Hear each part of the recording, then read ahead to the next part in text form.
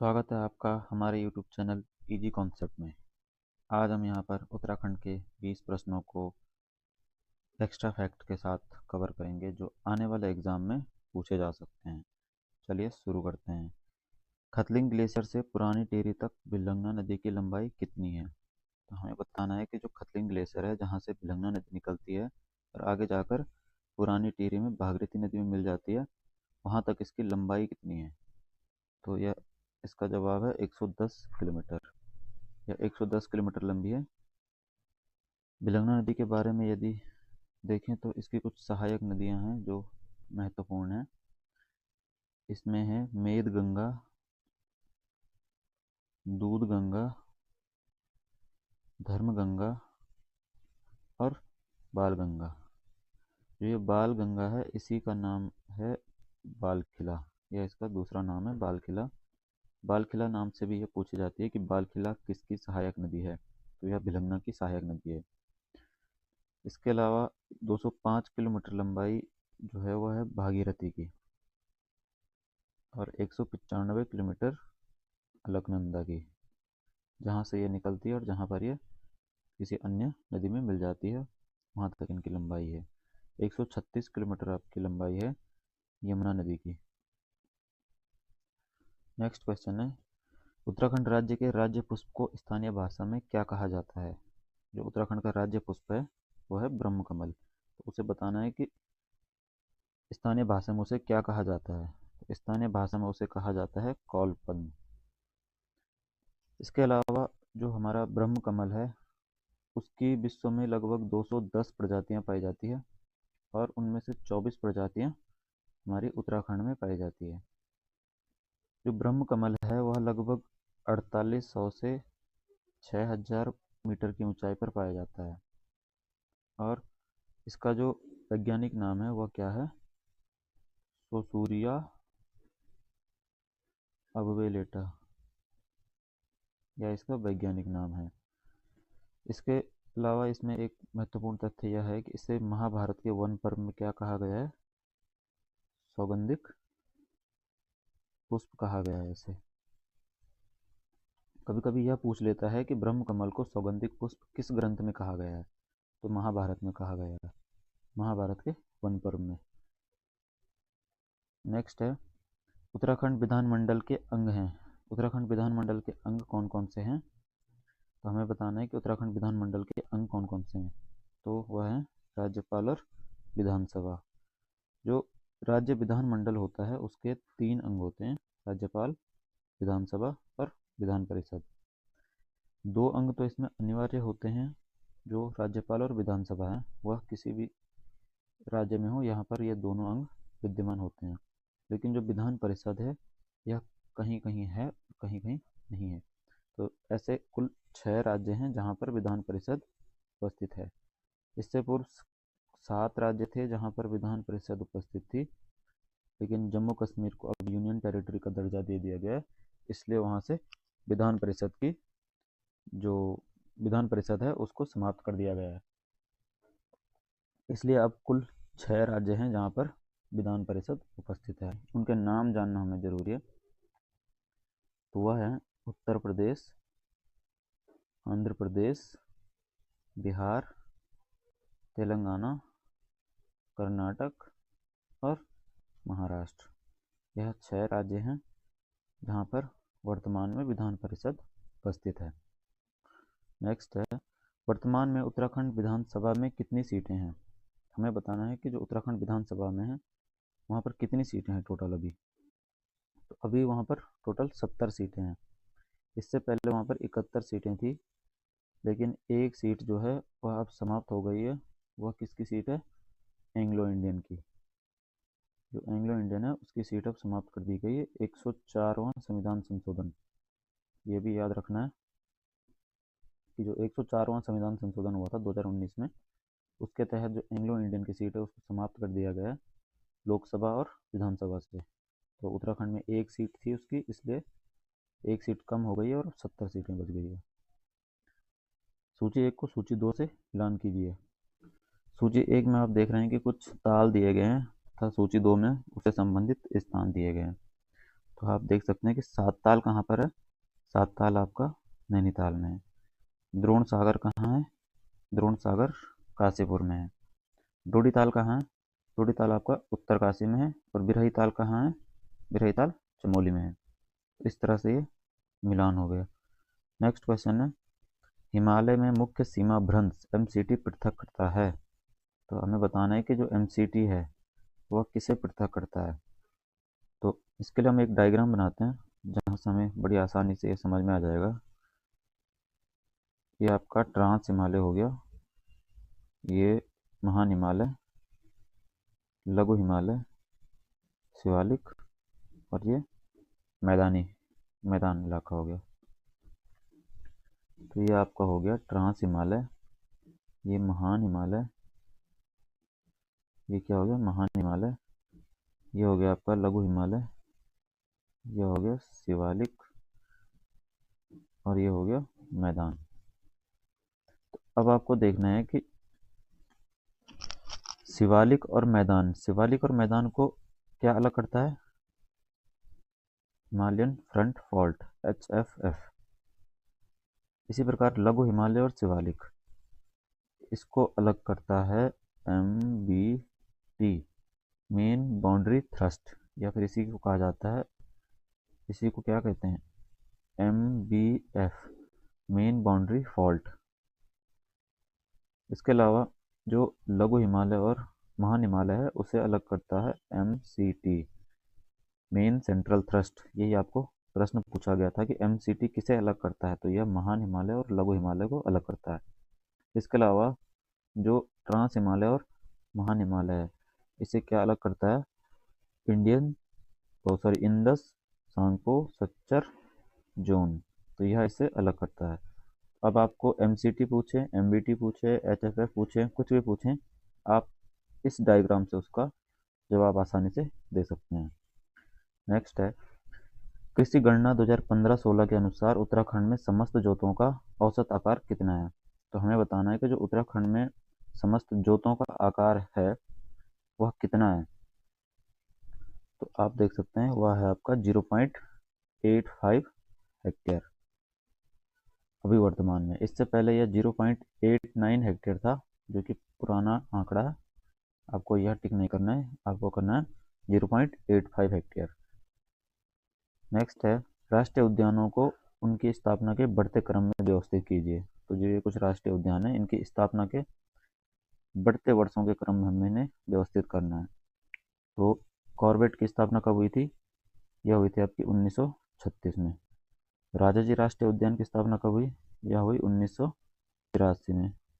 गंगोत्री राष्ट्रीय उद्यान की स्थापना कब हुई, 1989 में। और गोविंद राष्ट्रीय उद्यान की स्थापना कब हुई, 1990 में। ये जो गोविंद नेशनल पार्क है इसकी स्थापना कहीं कहीं 1980 भी लिखा गया है, जो कि गलत है, आपको 1990 ध्यान रखना है। तो इसके तहत आपका बी सही आंसर हो जाएगा।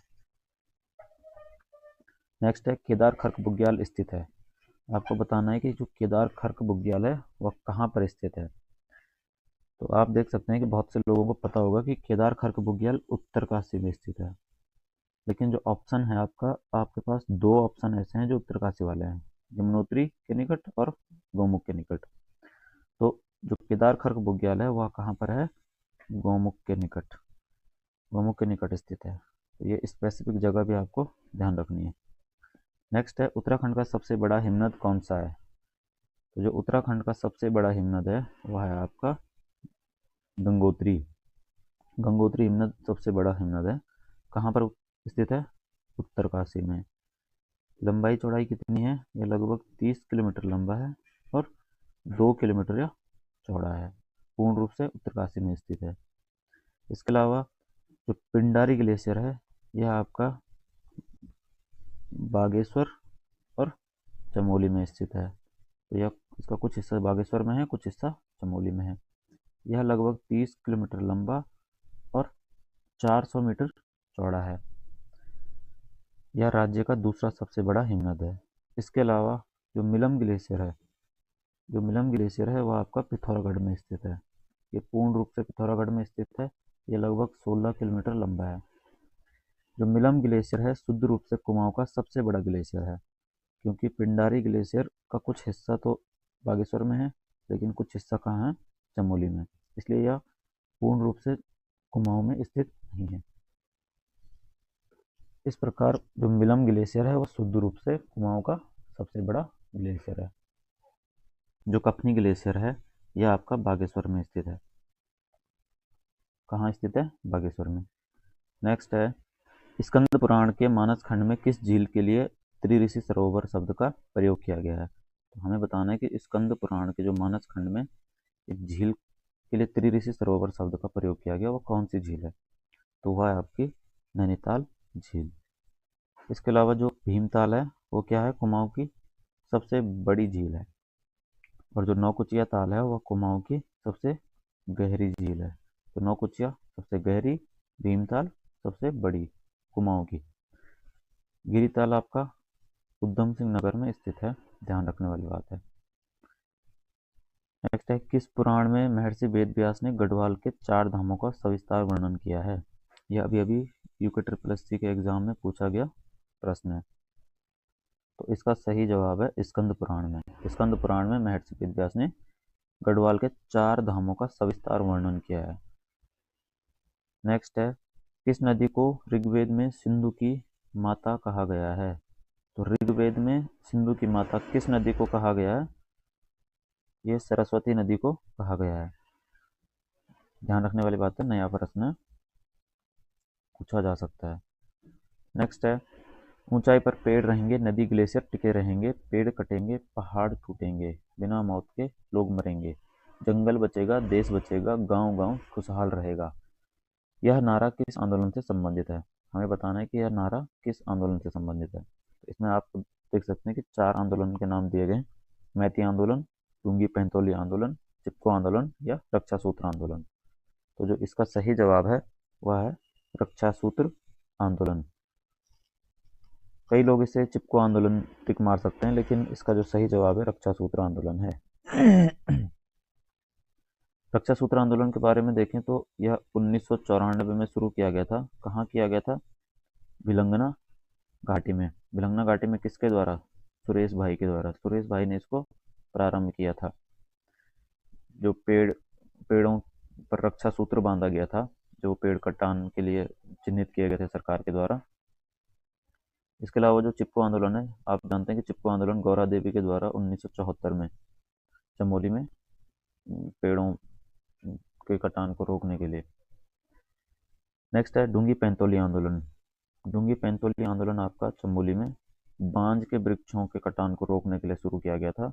इसमें सरकार ने जो बांज के वृक्षों का जो वृक्षों का जंगल था उसे उद्यान विभाग को हस्तांतरित कर दिया था, जिसके विरोध में लोगों के द्वारा डूंगी पैंतोली आंदोलन चलाया गया। नेक्स्ट है मैती आंदोलन। मैती आंदोलन 1996 में कल्याण सिंह रावत ने प्रारंभ किया था। इसमें एक महत्वपूर्ण तथ्य है कि जो डूंगी पैंतोली आंदोलन है, इससे संबंधित एक महिला का नाम ध्यान रखना जरूरी है। उनका नाम है मथुरा देवी। यह इस आंदोलन की नेतृत्व करता थी। इन्होंने इसका नेतृत्व किया था, मथुरा देवी। रक्षा सूत्र आंदोलन के बारे में देखें। रक्षा सूत्र आंदोलन, कुछ गांव इसमें महत्वपूर्ण है जहां से ये अधिक प्रबलता से प्रारंभ किया गया था। तो उन गांवों के नाम हम अगर देख लें एक बार, तो हो सके कभी एग्जाम में पूछ लें। उनके नाम है, एक है डाल गांव, एक है खवाड़ा, एक है भेटी, दूसरा है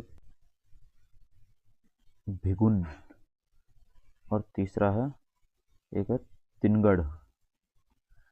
इन गांवों को आप ध्यान रखें, हो सके कभी पूछ लिया जाए कि तिनगढ़, भेटी, डालगांव निम्नलिखित में से किस आंदोलन से संबंधित है, तो इस प्रकार के प्रश्न बन सकते हैं।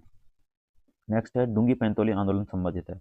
यह भी अभी यूके SSC के एग्जाम में पूछा गया है, एक प्रश्न है। तो आपने अभी देखा कि यह किससे संबंधित है, बांज के जंगलों को उद्यान विभाग को हस्तांतरित करने के लिए। नेक्स्ट है भारतीय पशु चिकित्सा शोध संस्थान कहाँ स्थित है। तो भारतीय पशु चिकित्सा शोध संस्थान जो स्थित है वह आपका मुक्तेश्वर में। मुक्तेश्वर कहाँ पर है? नैनीताल में। इसकी स्थापना देखी जाए तो यह 1893 में एल्फ्रेड लिंगार्ड ने इसकी स्थापना करी थी 1893 में। नेक्स्ट है, उत्तराखंड के महागांव और कियारकुली नामक क्षेत्र किस खनिज के लिए प्रसिद्ध हैं? तो जो ये महागांव और कियारकुली नामक जो क्षेत्र है, ये एक खनिज है जिसके लिए प्रसिद्ध है, वो है आपका खड़िया। यह खड़िया के लिए प्रसिद्ध है। कहाँ पर स्थित है ये मसूरी के निकट स्थित है। अगर जिला पूछा जाए तो देहरादून। निम्नलिखित में रोम्बा किसकी भाषा है? जो रोम्बा है वह आपकी जो जाड़ जनजाति है उनकी भाषा है। जाड़ किसकी उपजाति है? तो यह आपकी भोटिया जनजाति है, उसकी उपजाति है। कहाँ पर पाई जाती है? यह उत्तरकाशी के इलाके में पाई जाती है। अच्छा, जाड़ के बारे में और क्या तथ्य है? इनके दो महत्वपूर्ण त्योहार है जो पूछे जाते हैं बार बार, वह हैं लोहसर और सूरगेन। एक अन्य तथ्य जाड़ के बारे में, यह अपने आप को जनक का वंशज मानते हैं। क्या मानते हैं? जनक का वंशज। नेक्स्ट है, प्रत्येक भोटिया व्यापारी का तिब्बत में एक मध्यस्थ होता था जिसे कहा जाता था। आप जानते हैं कि जो भोटिया जनजाति है वो व्यापार के लिए प्रसिद्ध है। तो जो उत्तराखंड में भोटिया व्यापारी है वो व्यापार करती थी तिब्बत से। तो जब ये यहाँ से तिब्बत के साथ व्यापार करते थे तो उनके बीच में एक मध्यस्थ होता था, उसका नाम होता था मितुर। तो उसे क्या कहा जाता है? मितुर। तो ये इसके माध्यम से यहाँ से व्यापार करते थे, जो उसे वहाँ की बाजार प्रणाली के बारे में जानकारी देते थे। तो तत्कालीन बाजार के जो मूल्य थे उससे अवगत करवाते थे, उसे मितुर कहा जाता था। नेक्स्ट है, थारू जनजाति द्वारा नई फसल के स्वागत के लिए की जाने वाली पूजा कहलाती है। तो जो थारू जनजाति है वो नई फसल जब आपकी कटने वाली होती है तो उसके लिए एक पूजा करते हैं जिसे कहा जाता है औथ पूजा। पूछा जा सकता है कि औथ पूजा किस जनजाति से संबंधित है? तो ये औथ पूजा किससे संबंधित है? थारू से। या फिर ऐसा जैसा सवाल बना हुआ है कि थारू जनजाति द्वारा नई फसल के स्वागत के लिए कौन सी पूजा की जाती है? वो की जाती है आपकी औथ पूजा। नेक्स्ट है कि निम्नलिखित में से किस व्यक्ति ने उत्तराखंड राज्य में स्थित नंदा देवी चोटी पर 1936 में सर्वप्रथम सफलतापूर्वक चढ़ाई की? तो इसका जो सही जवाब है वह है आपका बिल टिलमैन और नोएल ऑडेल। क्योंकि नंदा देवी चोटी उत्तराखंड की सबसे ऊंची चोटी है, इसलिए यह महत्वपूर्ण हो जाता है कि उस पर चढ़ाई करने वाले प्रथम व्यक्ति कौन थे। तो 1936 में बिल टिलमैन और नोएल ऑडेल ने सफलतापूर्वक चढ़ाई करी थी। एक इसमें अन्य तथ्य है कि 1905 में एक व्यक्ति थे टी जी लॉन्गस्टॉफ। इन्होंने भी इस पर चढ़ने की कोशिश करी थी लेकिन ये पूर्ण रूप से सफल नहीं हो पाए थे और लगभग 5,875 मीटर की ऊंचाई तक ही चढ़ पाए थे। इसलिए इस पॉइंट को क्या कहा गया? लॉन्गस्टॉफ फॉल कहा गया। नेक्स्ट है, मालपा भूस्खलन की त्रासदी कब घटित हुई? जो मालपा भूस्खलन है, मालपा कहाँ पर स्थित है? मालपा आपका पिथौरागढ़ में स्थित है। तो वहाँ पर एक भूस्खलन की घटना घटी थी, वह कब घटित हुई थी? तो यह हुई थी आपकी 18 अगस्त 1998 को। तो यह 18 अगस्त 1998 को घटना घटी थी, 20 का सही जवाब है। और इसमें लगभग 222 लोगों की मृत्यु हुई थी। इसमें एक महिला है जिनका नाम है प्रोतिमा बेदी। यह एक भारतीय नर्तकी है